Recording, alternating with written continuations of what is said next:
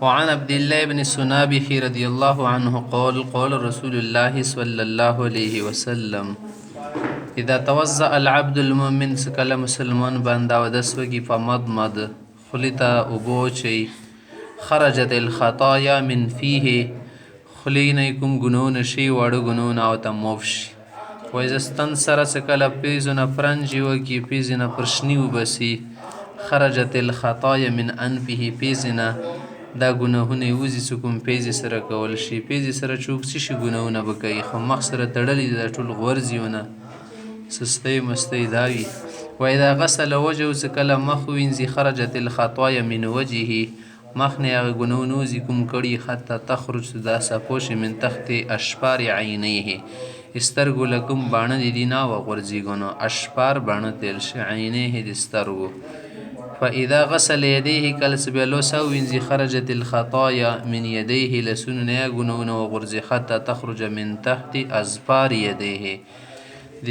ګوتو له لسونو له کومو نوکونه دي دي نه وځي لاندې کومه اظفار به نه نوکونه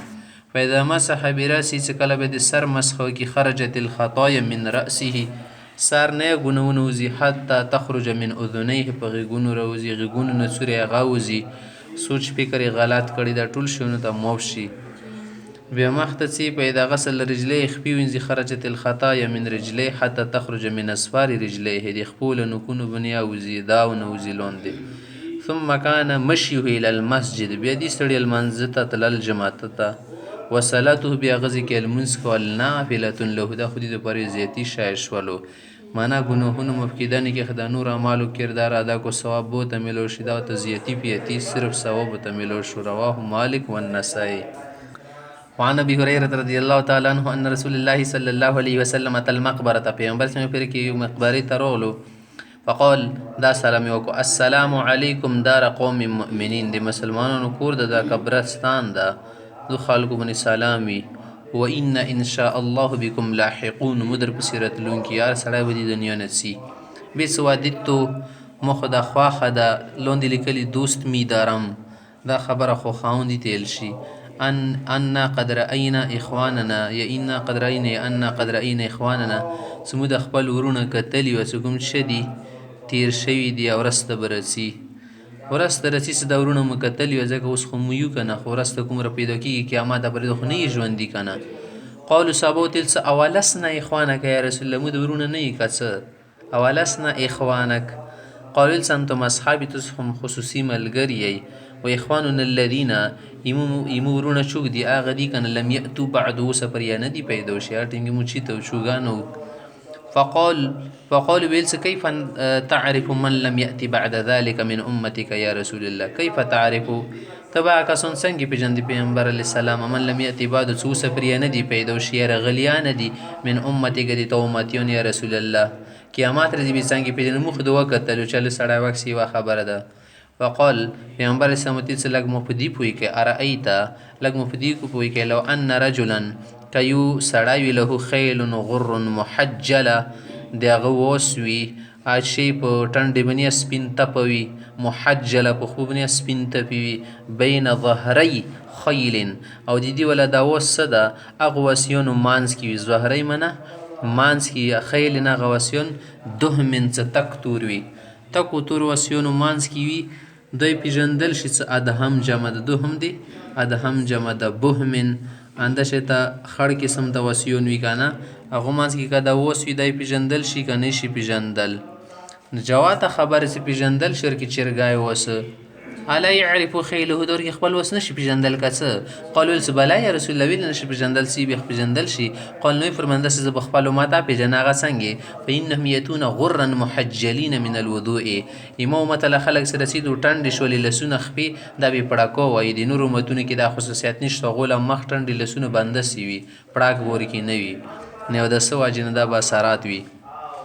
او بل سو انا فرطهم على الحوض زغه د پر مخ کې نه څنګه حوض کوثر بني فرض دي تل شي مخ کنه کاس وس تیار شي بندوباسي کړي ته تیار نوسوي پیغمبر سمبو مت منتظری کوم کا سن سے اطاعت کړي دنیا کې ژوند دي صحیح دیر کړي هغه ورسي حوض کوثر وبس کی رواه مسلمان وعن ابي الدرداء رضي الله تعالى عنه قال قال رسول الله صلى الله عليه وسلم انا اول من يؤذن له بالسجود يوم القيامه. پیغمبر علیه السلام فرمایي زه ټولو نه اول هغه انسان ته به د سجدې اجازات راکول شي قیامت ورځې باندې. الله تعالی حساب کتاب څه کله شروع کوي نو هغه دپاره به ډېر مشکلات وي. پیغمبر سم به ته سجده ولګي، پیغمبر سم ته به الله وایي چې نازنینه پاڅېږه تو سره به حساب کتاب شروع شي. صحیح ده نه حساب کتاب دپاره دا اوله سجده به کوي، دا سپارش غټ سپارش اندي ته شفاعت عظما. وانا اول من يؤذن له او ټولنا اول زاغه کس انسان موته به اجازات رکول شي ایر فحرسو څه سارو چتاو فانظر الى ما بين يدي سمخي تزکل وګون کنه فاعرف امتي نزب خپل امت بیا پیژند من بين الامم تمام وتننا ومن خلف مثل ذلك ورسبان د سډيري پیژند ومن عن يميني مثل ذلك او خي طرف نه باندې سي وعن شمالي مثل ذلك او د ګس طرف نه باندې شي ګورم پیژندم. وقال رجل يا رسول الله وسلون د پوسو کې د خدای رسول خي ګس طرف ته مخ ته ورسته ګور دي کې بدنيو خلق وي د نو امتونه وي كيف تعرف امتك من بين الامم د دور امتونو مانس کې خپل امت به څنګه پیژندې یا چود دې سي سړی دور غواګانو مانس کې خپل غو به څنګه پیژندې یا د وزاب د کوثر به څنګه پیژنې بما بين نوح الى امتك نوح عليه السلام امتونو نه ونسه د امت نه ته امت پر هډیر امتونه دي دنیا خلق در شي. قالوا پر لهم غر محجلون اغه لټنډي او د لسونه خپې شي پړاکوب وې سپینول بورکی چمک دمک بورکی لکه څنګه براګه کوتر د ډیرو کوتر مانس کې پیژندل شي سپینو سرو زیړو مانس کې من اثر الوضوء دا بدیو د سدي اثرات دی وجنی ليس احد كذلك غيرهم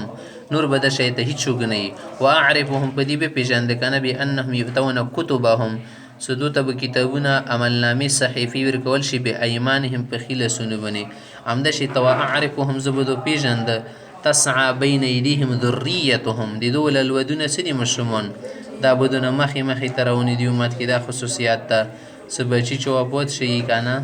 صبر ما بری پکړی دا بدو سره ملحق شي او سره ملو بشي. رواه احمد. باب ما یوجب الوضوء دی باب کې دا خای کوم شاید استوبني او دا ضروری کوي یو سړی مخ نه او دا سو دا او دا سی لوړلو کوم یو د شاید د مخ کې ول او دا سو ته ختمي ابل ور بني واجبې کله او دا ټیم کله شي لکه المنځ ټیم شولو یعنی چې ته تلاوت کې قران کریم راخلینا ټیم کې دی بني او دا سو جيبې د کوم شي اندې دی بني او دا سو واجبې وسمدا خبري خي. الفصل الاول عن ابي هريره رضي الله تعالى عنه قال قال رسول الله صلى الله عليه وسلم لا تقبل صلاه من احدث المنز بنشي قبل ولدي اخسري ولا ساغه بیا وداس یعنی بیا وداس وا ګرځیدلو بیا وداس وا ګرځیدو ظاهره د دې منځ نه کیږي حتی يتوضا ترسو پر یادس نه کړ دی المنځ نه کیږي د صد پر طهارت فرض ده متفق علیه. وعن ابن عمر رضي الله تعالى عنه قال قال رسول الله صلى الله عليه وسلم افل سلام فرمای لا تقبل صلاه بغیر طهور بغیر د طهارت نمونځ نه قبلېږي. دا خو جواته خبره قبول په دوا قسمه دی تل شي قبول وقوع الشيء في حيز مرضات الرب سدي الله رضا کی شي شي واقع شي هغه څنګه د سړی طهارت حاصل کړه دا خو صحیح طریقې سره نه حاصل کړه بیا کې د شي مونږ نه شو قبول دي چې لا تقبل دي شي په معنی د لا تجوز صلات سره کی نه بغیر طهور ولا صدقه نشه تصدقه نه کیږي من غلول د خیانت ولا مول در پټ ته کړه چې ته خیانت ته کړه د حرام ولا مولدین صدقه نه چلیږي شکر کې صدقه کوي دا ګناه کور ده ځکه صدقه به دی علول شي نه کوي دا خو ته ټوکه کوي الله پرې کا څنګه ساروم شاید په فخر ور کې مو صدقي واخلې د سره سړی خرابېږي ایمان خطرات د شیطان واګي. رواه مسلم. خایو سړی چیرې مو خډیر مول غلطو بنې ګټله د خزو شیشه کول غوونه صدقه کول دي مو صدقه نشي کول ته به د چالو کې ته وې ځون خیره لري کول غوونه ځون پلیته چوک لري کې غور کې ثوابونه کوي کسه ځون غن لري کول غوړي نو د بنده شي ته کې سره ځون دا بوج لري کول غوونه کده شي ته کو بیا ته خدای ثوابیر کوي ځکه سو د ځون چې لري کول غوړي بوج او ځون چې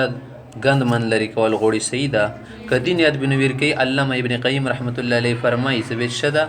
جایز ده انده شته سړی د اخذ د پزنو بنی روپیو ګټلیا ډول ډړ بنی یا بل سی په ناجایز نه خو جاړو بنی کنه دنیا کې اسمه شیون دي دنیا کې نو د ځون نکل لري کوي په دی بوج بنی سره د مو بنی بوج د به صحیح ده که صدقې په نیت بنی به صحیح نه ده. وعن علي رضي الله تعالى عنه قال حضرت علی سے فرمایي كنت رجلا مذاء زه د سړی وم څه به ورته مزي ډېر راتلله لوند یې لیکلي سره که نه کثیر المذي